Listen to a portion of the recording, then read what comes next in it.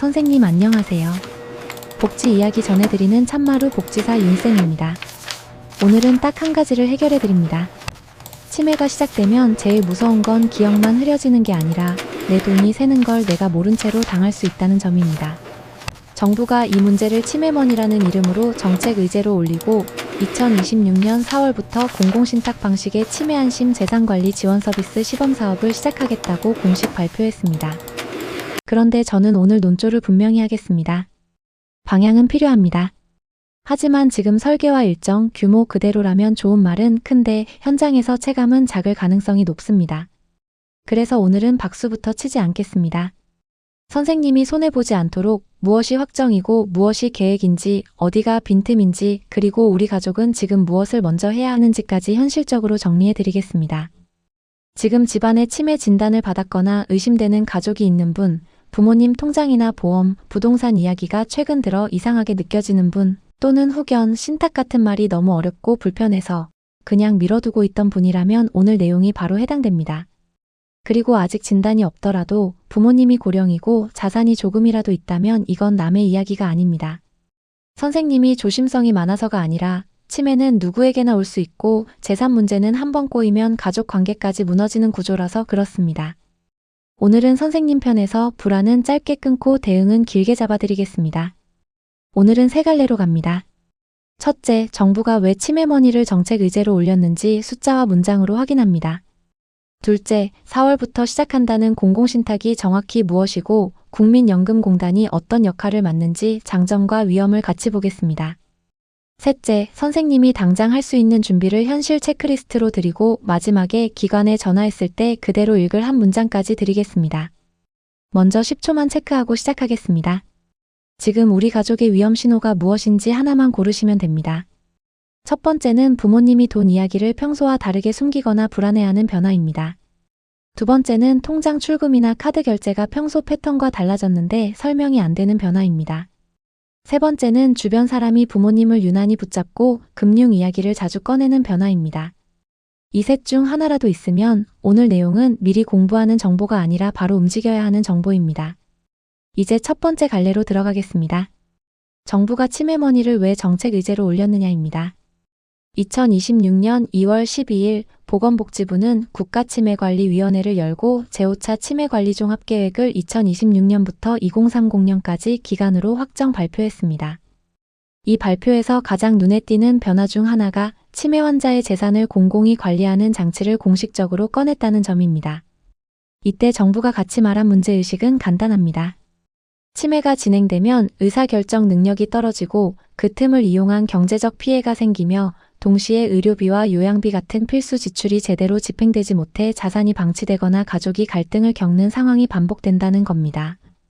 이걸 정부는 치매가 있어도 일상을 누릴 권리가 보장되는 사회라는 표현으로 묶어 발표했습니다. 여기서 한번 끊고 가겠습니다. 정부가 치매를 돈으로 말하기 시작했다는 건 이제 치매 정책이 의료와 돌봄만이 아니라 재산관리까지 확장됐다는 뜻입니다. 이건 필요한 방향입니다.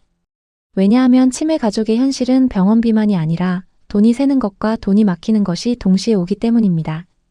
그런데 문제는 숫자와 규모에서 시작됩니다. 언론 보도에서 치매머니, 그러니까 치매 환자들이 보유한 자산 규모는 154조 원으로도 나오고 170조 원 대 172조 원으로도 나옵니다. 추정 방식과 포함 범위에 따라 숫자가 달라질 수 있다는 뜻입니다. 저는 이 숫자 싸움을 하려는 게 아닙니다. 핵심은 자산 규모가 매우 크고 그만큼 착취 위험도 크다는 문제의식이 정책으로 올라왔다는 사실입니다. 이제 두 번째 갈래, 정부가 내놓은 핵심 처방으로 넘어가겠습니다. 이름이 길어서 더 어렵게 느껴지죠. 치매안심 재산관리 지원 서비스입니다. 언론에서는 공공신탁 서비스라고 정리해 보도했습니다. 정부가 밝힌 구조를 아주 단순한 말로 바꾸면 이렇습니다. 치매 환자 본인이나 법적 대리인이 공공신탁 계약을 맺고 수탁기관이 재산을 관리하며 계약에서 정한 목적에 따라 의료비나 요양비 같은 필수 비용을 대신 지급하도록 하는 방식입니다. 즉 돈을 맡기고 목적을 정하고 목적대로 집행되게 만드는 장치입니다. 여기서 가장 중요한 사실 하나가 있습니다. 이 제도의 운영 주체로 국민연금공단이 반복해서 언급됩니다. 언론은 국민연금이 금고지기 역할을 한다는 표현까지 썼습니다. 정부가 공공기관을 내세운 이유는 분명합니다. 민간 신탁은 비용과 절차, 심리적 문턱이 높아서 취약계층이 접근하기 어렵고 그러다 보니 치매 가족이 결국 아무 장치 없이 버티다가 사기나 착취에 노출된다는 문제의식이 있기 때문입니다. 그러니 공공이 낮은 문턱으로 대신하겠다는 겁니다. 여기서 미니 요약 한 문장 드리겠습니다. 정부의 공공신탁은 돈을 맡겨드릴까요가 아니라 치매로 판단이 흐려져도 돈이 목적대로 쓰이게 하자라는 장치입니다. 이제 일정과 규모를 짚겠습니다.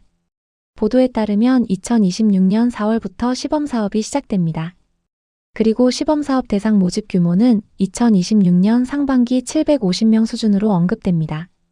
재산 상한은 10억 원까지로 거론됩니다. 이 지점에서 저는 비판적으로 봅니다. 치매 환자가 국내에서 약 100만 명 규모로 언급되는데 그에 비해 750명은 너무 작습니다. 정부가 방향을 잡는 첫걸음이라 해도 체감으로는 구경만 하는 제도가 될 위험이 큽니다. 이건 현장에서 반드시 나오는 말입니다. 우리 동네는 언제 되냐, 우리 집은 언제 되냐, 나는 왜 안 되냐. 시범이 늘 그렇습니다. 도입은 뉴스인데 체감은 남의 일입니다. 게다가 참여 방식 자체가 쉽지 않습니다. 이 제도는 자동으로 가입되는 보험 같은 게 아니라 계약입니다. 본인 또는 후견인의 의사에 따라 신탁 계약을 맺어야 합니다. 치매가 진행된 가정일수록 의사결정과 서류가 가장 어렵습니다. 결국 제도는 있는데 실제로는 가입이 안 되는 그 유명한 참여율 함정이 생길 수 있습니다. 이미 비교 사례가 보도에 등장합니다. 발달장애인 공공신탁제도가 있었지만 누적 이용자가 매우 낮았고 지역 편차도 컸다는 지적이 함께 나왔습니다. 치매 공공신탁도 똑같은 위험을 안고 출발하는 겁니다. 여기서 윤쌤이 단호하게 한번 끊겠습니다. 제도를 만들었다고 자동으로 피해가 줄어드는 게 아닙니다. 피해는 계약을 맺지 못한 집에서 터집니다. 그리고 그 집이 대체로 가장 취약한 집입니다. 그래서 저는 오늘 박수를 치기 전에 선생님이 현실적으로 무엇을 먼저 해야 하는지로 초점을 옮기겠습니다. 다만 제도의 의도를 폄하하려는 건 아닙니다. 치매머니 문제의 핵은 두 가지가 겹친다는 점입니다. 하나는 악의적인 착취와 사기입니다. 다른 하나는 선의의 가족도 돈을 제대로 집행하지 못하게 되는 방치 문제입니다. 예를 들어 병원비를 내야 하는데 계좌가 묶이거나 가족 간 의심이 커져서 지출 결정을 못하고 시간을 끄는 상황이 생깁니다. 공공신탁은 이 두 문제를 동시에 겨냥합니다. 그러니 방향은 필요합니다. 하지만 실효성은 규모와 접근성에서 갈립니다. 이제 세 번째 갈래, 연계구조로 넘어가겠습니다. 정부 발표와 보도에서는 이 공공신탁을 치매안심센터와 통합돌봄과 연계한다고 정리합니다. 이 말은 중요합니다. 돈만 맡아주는 서비스가 아니라 치매안심센터의 상담과 돌봄, 통합돌봄의 서비스 연결과 함께 치매 가정의 실제 생활 문제를 같이 풀겠다는 설계입니다. 예를 들어 제가 돌봄이 필요하면 서비스로 연결하고 그 과정에서 의료비와 요양비 지출도 계약에 따라 집행되게 하는 그림입니다. 이 구조가 제대로 굴러가면 가족의 부담이 줄어드는 가능성이 있습니다. 그런데 역시 비판 포인트는 남습니다. 연계는 말로는 쉽지만 현장에선 담당자, 예산, 절차, 지역자원 차이 때문에 속도가 나뉩니다. 치매안심센터도 지역별로 인력과 자원이 다르고 통합돌봄도 지역 준비도가 다르기 때문입니다. 결국 제도는 전국인데 체감은 지역별 복불복이 될 위험이 있습니다. 여기서 한 번 더 미니 요약을 드리겠습니다. 치매머니 대책은 공공신탁 하나로 끝나는 게 아니라 치매안심센터와 통합돌봄과 묶여야 제대로 작동하는데 그만큼 지역차가 생길 가능성도 큽니다. 이제 윤쌤의 비판적 결론을 정리하겠습니다. 저는 오늘 정부 발표를 이렇게 평가합니다. 첫째, 치매를 의료와 돌봄만이 아니라 재산까지 포함해 공공이 책임지겠다는 방향은 늦었지만 필요합니다. 둘째, 그러나 2026년 4월 시범사업 750명 규모는 사회적 이슈로 던지기엔 너무 작아서 체감과 신뢰를 얻기 어렵습니다. 셋째, 계약 기반 제도는 참여 문턱이 높습니다. 가장 취약한 가정일수록 계약을 맺기 어려운데 그 가정이야말로 제도의 대상이라는 점에서 필요한 사람에게 닿지 않는 위험이 큽니다. 넷째, 국민연금공단이 운영 주체로 언급되는 만큼 공단의 인력과 전문성, 책임 범위가 명확히 제시돼야 합니다. 그렇지 않으면 국민연금이 내 돈을 가져간다 같은 오해가 커질 수 있습니다. 다섯째, 10억 상한 같은 숫자가 헤드라인으로만 소비되면 정작 필요한 서민층 가정은 그럼 난 해당이 아니겠네 하고 손을 떼버릴 수 있습니다. 정책 홍보 방식이 잘못되면 참여율이 더 떨어집니다. 여기서 선생님 입장에서 제일 중요한 질문으로 넘어가겠습니다. 그럼 우리는 지금 당장 뭘 해야 하냐입니다. 제도는 4월 시범이고 본 사업은 2028년쯤으로 언급되기도 합니다. 이렇게 시간이 걸릴수록 가정은 준비를 해야 합니다. 준비라는 건 돈을 어디에 숨기라는 뜻이 아닙니다. 가족의 싸움을 줄이고 사기를 막고 지출을 막히지 않게 만드는 기본 장치를 마련하라는 뜻입니다. 지금부터는 아주 실전으로 가겠습니다. 선생님이 바로 할 수 있는 것을 5장면으로 설명드리겠습니다. 목록처럼 읽지 않아도 되게 흐름으로 이어서 드리겠습니다. 첫 번째 장면은 통장과 카드의 이상 신호를 잡는 것입니다. 치매가 시작되면 본인이 본인 통장 내역을 설명 못하는 순간이 늘어납니다. 그때 가족이 느끼는 이상 신호는 대개 비슷합니다. 평소 쓰지 않던 곳에서 결제가 반복되거나 현금 인출이 잦아지거나 보험 해지나 대출 상담 문자가 갑자기 늘어납니다.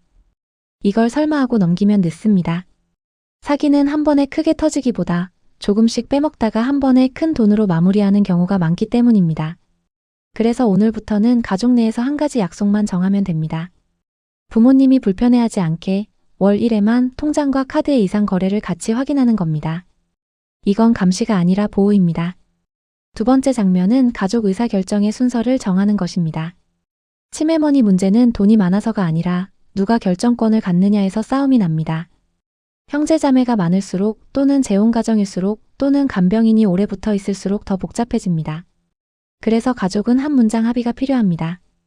부모님 치료와 돌봄에 필요한 지출은 누가 승인하고 누가 집행하고 누가 기록할 것인지입니다. 이 합의가 없으면 공공신탁 같은 제도가 있어도 계약 단계에서 막힙니다. 세 번째 장면은 후견과 신탁을 미리 공부하는 것입니다. 선생님, 이건 불편한 이야기지만 정말 중요합니다. 치매가 심해진 다음에는 법적 절차가 더 어렵고 시간이 더 걸립니다. 정부도 공공후견인 지원을 확대하겠다고 함께 언급했습니다. 즉, 치매가 진행되기 전에 법적 의사결정 구조를 정리하는 게 핵심이라는 뜻입니다. 선생님이 지금 당장 할 수 있는 건 우리 집이 후견이 필요한 단계인지 신탁이 필요한 단계인지 상담을 통해 가늠해 보는 겁니다. 혼자 판단하지 마시고 치매안심센터에 먼저 상담을 여는 게 안전합니다. 네 번째 장면은 4월 시범 사업이 내 지역에서 되는지 확인하는 것입니다. 이 제도는 전국에서 동시에 같은 속도로 열리지 않을 가능성이 큽니다. 시범 사업이기 때문입니다. 그러니 4월이 다가오면 치매안심센터나 국민연금공단을 통해 우리 지역에서 신청이 가능한지, 대상 기준은 무엇인지, 절차는 어떻게 되는지를 확인해야 합니다. 이때 중요한 건 서둘러 계약부터 하는 게 아니라 정보부터 정확히 받는 겁니다. 중장년 시니어 가정은 급할수록 확인이 먼저입니다. 다섯 번째 장면은 사칭과 악용을 끊는 것입니다. 공공신탁이 뉴스에 나오면 100% 사칭이 따라옵니다. 대행해주겠다, 수수료만 달라, 링크를 눌러라, 앱을 설치하라 이런 형태가 붙을 수 있습니다.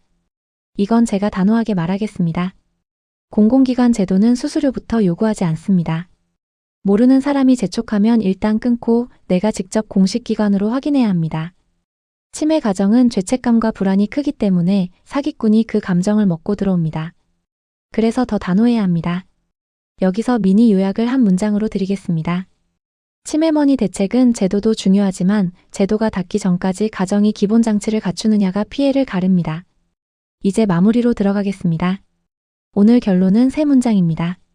보건복지부는 2026년부터 2030년까지 제5차 치매관리종합계획을 발표하며 치매머니 보호를 공공이 맡는 공공신탁 시범사업을 2026년 4월부터 시작하겠다고 밝혔습니다. 운영 주체로 국민연금공단이 언급되고 2026년 시범 모집 규모는 750명 수준, 상한은 10억 원으로 보도됩니다. 다만 저는 비판적으로 봅니다. 규모는 작고 문턱은 높을 수 있어 제도만 믿고 기다리면 가장 취약한 가정이 오히려 빠질 위험이 큽니다. 그래서 오늘 할 일은 딱 2가지로 끝내겠습니다. 첫째, 치매가 의심되거나 진단을 받은 가족이 있다면 치매안심센터에 먼저 상담을 열고 재산관리 지원 서비스와 후견, 그리고 앞으로 공공신탁 시범사업이 우리 지역에서 어떻게 진행되는지를 문의해 두십시오. 둘째, 가족끼리 한 문장 합의를 만드십시오. 치료와 돌봄 지출은 누가 승인하고 누가 집행하고 누가 기록할지 이 한 문장이 없으면 제도가 있어도 싸움이 먼저 터집니다. 그리고 기관에서 묻는 한 문장 질문은 이걸로 가시면 됩니다. 치매안심 재산관리 지원 서비스 공공신탁 시범사업이 2026년 4월부터 시작된다고 들었는데 우리 지역에서 신청 가능 여부와 대상 기준, 신탁계약 절차, 그리고 국민연금공단이 어떤 방식으로 재산을 관리하고 의료비와 요양비가 어떻게 집행되는지 안내해 주세요. 선생님, 치매는 병만의 문제가 아닙니다. 치매는 가족의 생활 전체를 흔드는 문제입니다. 그래서 저는 선생님 편에서 좋은 말에 안심만 시키는 게 아니라 빈틈을 먼저 보여드리고 준비하게 해드리는 쪽을 선택하겠습니다. 오늘은 여기까지 하겠습니다. 고맙습니다.